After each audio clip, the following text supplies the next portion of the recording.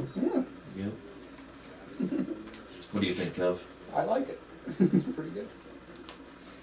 I also was thinking, I might as well It's add. definitely very unique. Yeah, it's very. Well, I also made sure it was in the same sort of space of Obscurus and Nova, as you know, it's 2078. Yeah. Yeah. As you know, that Paulson's now a saint.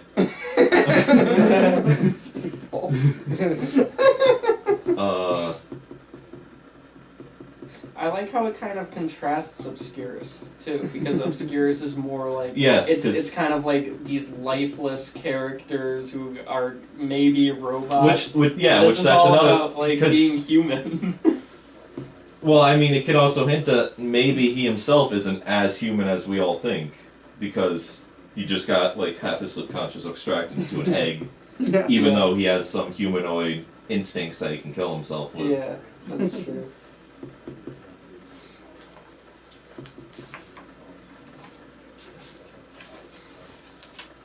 I think one thing that we should maybe work on, The Jason situation?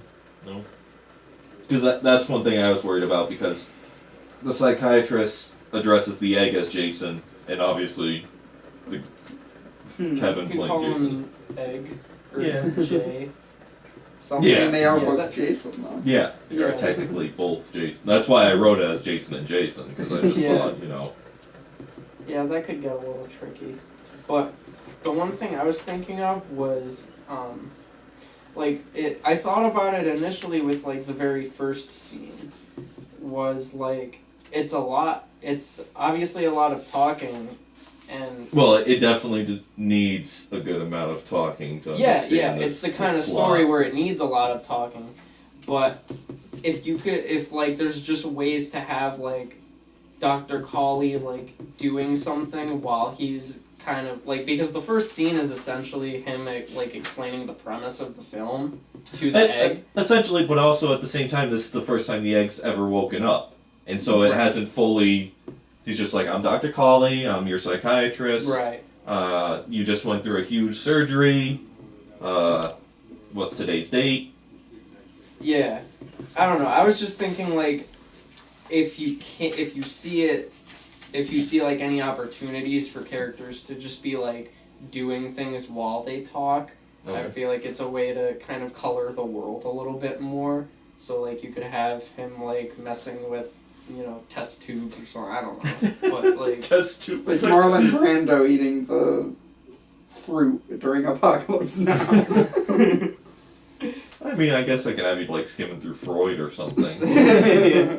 Be like, wow, this book's 100-something years old, because obviously it's still on paper. I download all my books now. into Yeah, my to brain. do that, yeah.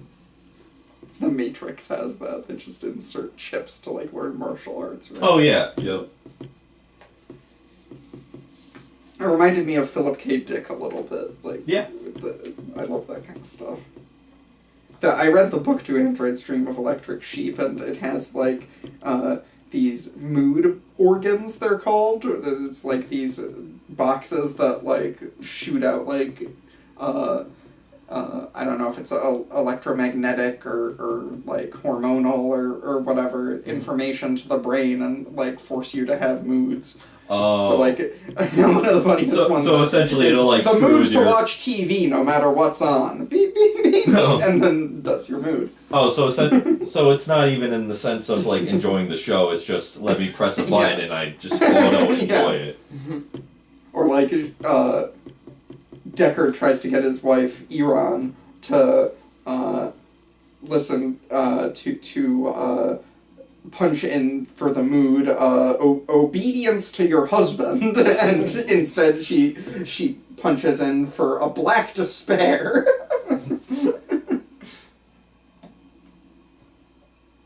And then there's also that book is so crazy. It also has empathy boxes where they like sort of log on and merge with the consciousness of this like messianic like Christ figure that is always like crawling over these rocks, and like it's just, and like they get hurt when he gets hurt. It's a very strange book. It's really good. But just the idea of extracting your unconscious and talking to it, like, I think it's such a great idea because the unconscious by definition is what you don't know about yourself. Mhm. You know what I mean? So it's intrinsically surprising to be talking to your unconscious. Everything that it's telling you is It's like, something you whoa. don't know about yourself. Yeah, like it literally mentions, oh, well, he hung out with John 1,500 times. yeah. Even though I wrote subconscious, so I probably got it mixed up. Oh, it's about the same. I mean, subconscious means below consciousness. Unconscious means what you're not conscious of. So it's basically the same thing. I don't know if there is a distinction. Well, you between the use subconscious and the unconscious when you're like unconscious. knocked out, right? Yeah. So, knocked subconscious. Yeah, you don't say that.